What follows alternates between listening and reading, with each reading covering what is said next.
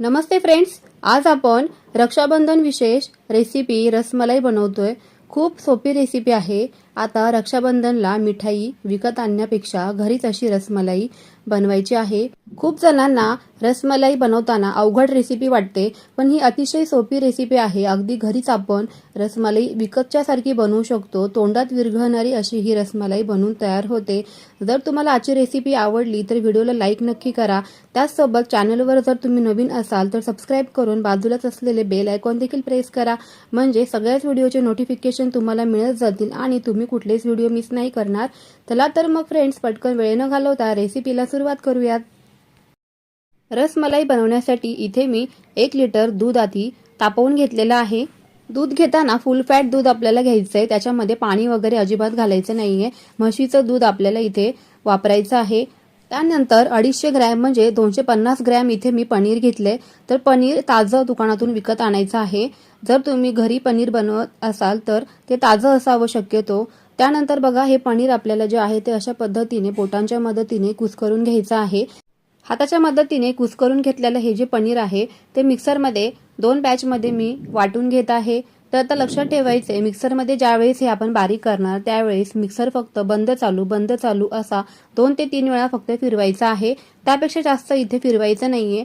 व्हिडिओमध्ये दाखवते अशा पद्धतीने आपल्याला पनीर फक्त एकत्र मिळून येईल असंच फक्त मिक्सरमध्ये हे बंद चालू असं करून घ्यायचंय। खूप जास्त बारीक त्याची पेस्ट नाही बनवायची आहे।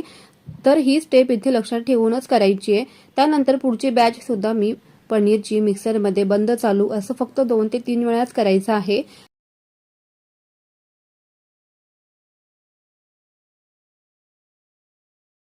त्यानंतर पनीरमध्ये अर्धा चमचा फक्त मैदा घालायचा आहे। इथे तुम्ही चमचा पाहू शकताय।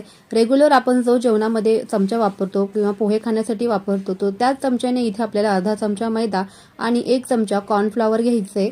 हे सर्व आता एकजीव करून घ्यायचे।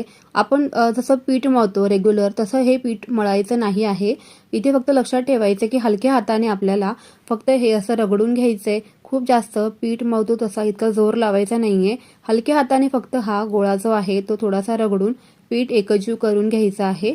हळूवार पद्धतीने एक असा गोळा बनवून घ्यायचा आहे। याचा पीठ कसं एकजीव केलंय तर मी तुम्हाला अगदी नॉर्मल हा व्हिडिओ दाखवलेला आहे, म्हणजे अगदी स्लो मोशन मध्ये नाही केला किंवा फास्ट मध्ये सुद्धा नाही दाखवलाय। नॉर्मल जसं मी हे पीठ एकजीव करून घेतले तर त्याच पद्धतीमध्ये तुम्हाला मी हा इथे व्हिडिओ दाखवत आहे, जेणेकरून तुम्हाला समजावं की मी हे पीठ कसं एकजीव करून घेतले। 5 मिनिटं याला असंच बाजूला ठेवून द्यायचं आहे। एका बाजूला आपलं इथे दूध पण चांगले गरम झालेलं आहे गॅसवरती, आणि जी साई आलेली आहे दुधावरती तर ती पुन्हा याच्यामध्ये मिक्स करून घ्यायची आहे। 1 वाटी साखर घालायची आहे। साखर छान मिक्स करायची आहे आणि त्यानंतर याच्यामध्ये काही केशरच्या काड्या घालून घ्यायच्यात। तुम्हाला जर केशर आवडत नसेल तर स्किप केलं तरी काहीच हरकत नाहीये, पण रसमलाईमध्ये केशरच्या काड्या खूप छान लागतात।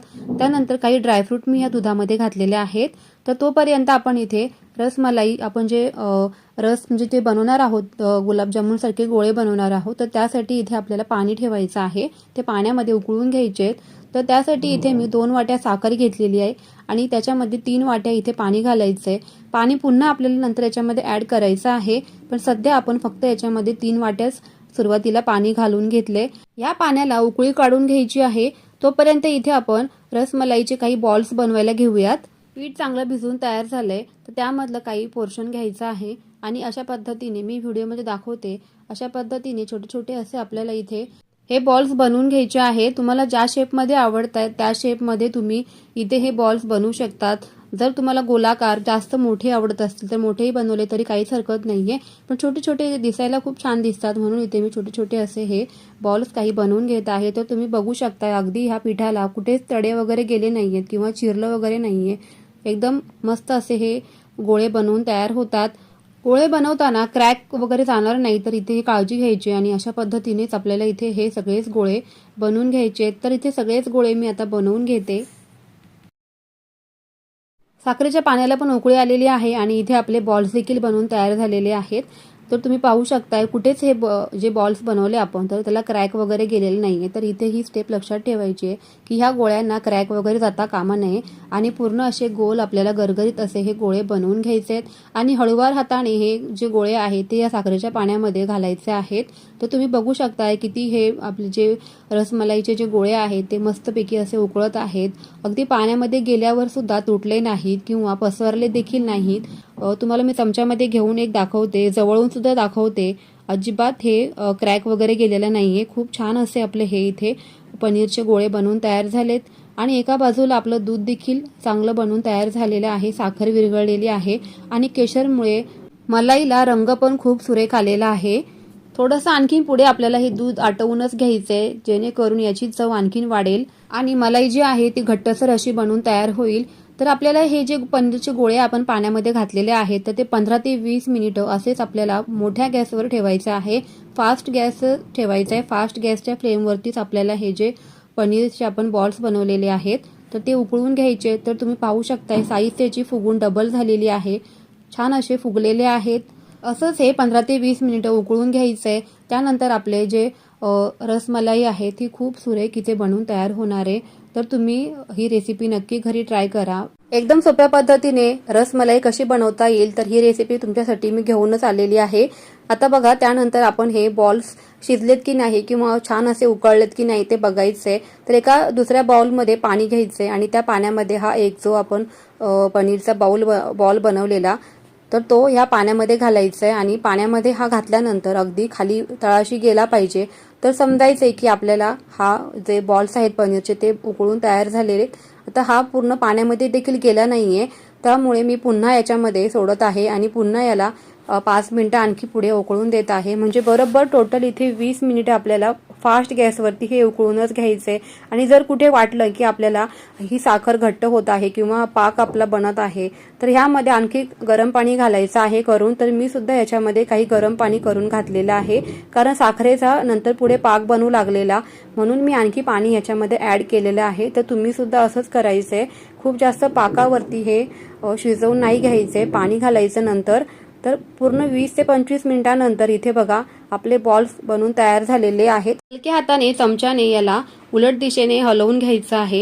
एकदम टोकाचा जो असतो आपला कलथा किंवा असं टोकेरी जर असेल काही चमचा वगैरे त्याने नाही हलवायचं, त्याने आपले हे जे बॉल्स आहेत ते तुटू शकतील।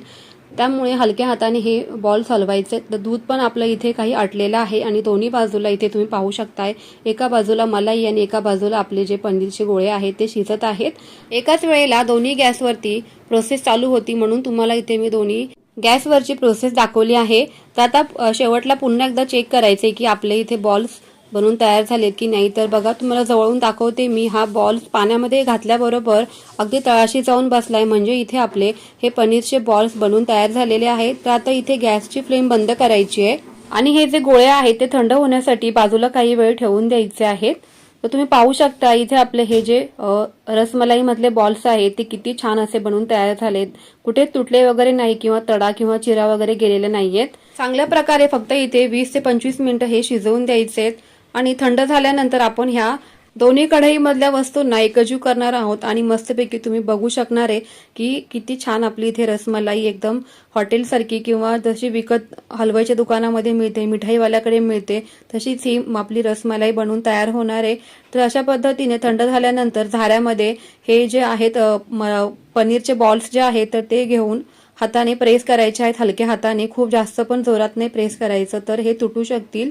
आणि हलक्या हाताने याला सगळ्याच या बॉल्सना मी प्रेस करून घेते आणि दुसऱ्या एका बाउलमध्ये मी हे बॉल्स काढून घेते। हलक्या हाताने फक्त प्रेस करायचं, इथे पण ही स्टेप लक्षात ठेवायची आहे।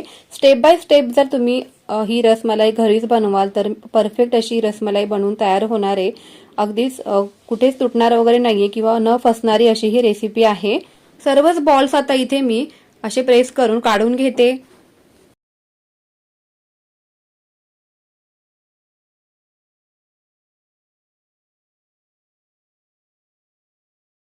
कढईमध्ये मलाईचं जे आपण दूध बनवलेलं तर ते चमच्याच्या मदतीने या पनीरच्या बॉल्सवरती घालून घ्यायचे। तर तुम्ही बघू शकता अगदी सुंदर अप्रतिम अशी इथे रसमलाई बनवून तयार झालेली आहे। मला तर खूप आवडली, घरामध्ये सुद्धा सगळ्यांना आवडली आणि तुम्ही सुद्धा ह्या रक्षाबंधनला अगदी झटपट आणि पटकन ही रेसिपी बनवूनच बघा असं तर मी नक्कीच म्हणेल, कारण एकदम परफेक्ट 100% अगदी न चुकणारी ही रेसिपी आहे आणि तुमच्यासाठी मी अगदी खूप स्पेशल आणि अगदी मेहनतीने ही रेसिपी मी तुमच्यासाठी घेऊन आलेली आहे. खूप सोप्या पद्धतीने कशी बनवता येईल त्याचा देखील मी खूप प्रयत्न केलेला आहे व्हिडिओमध्ये सांगताना. तर आय होप तुम्हाला ही रेसिपी खूप सोपी वाटली असेल आणि तुम्ही नक्की ही रेसिपी ह्या रक्षाबंधनला ट्राय करणार आहे. तर मला कमेंट बॉक्समध्ये कळवायला विसरू नका. थोडा पण व्हिडिओ आवडला असेल किंवा रेसिपी आवडली असेल तर एक लाईक नक्की करा. तुमच्या एका लाईकने मला प्रोत्साहन मिळत असते. तर मग तुमच्या फॅमिलीसोबत सुद्धा ही रेसिपी शेअर करा. अगदी थोड्याशा प्रमाणात का होईना नक्की तुम्ही ही रेसिपी घरी बनवूनच बघा असं तर मी नक्कीच म्हणेल. खूप जास्त मोठ्या प्रमाणात नका बनवू, पण थोडंसं पनीर आणून तुम्ही ही रेसिपी नक्कीच बनवू शकता. दूध तर घरामध्ये अवेलेबल असतंच, त्यामुळे घरातीलच साहित्यामध्ये शक्यतो मी प्रयत्न करत असते की तुम्हाला सगळ्याच माझ्या रेसिपीज घरच्या घरीच बनवता याव्यात असो. चला तर मग फ्रेंड्स पुन्हा भेटूयाच. तोपर्यंत always keep smiling and keep cooking. Bye bye friends.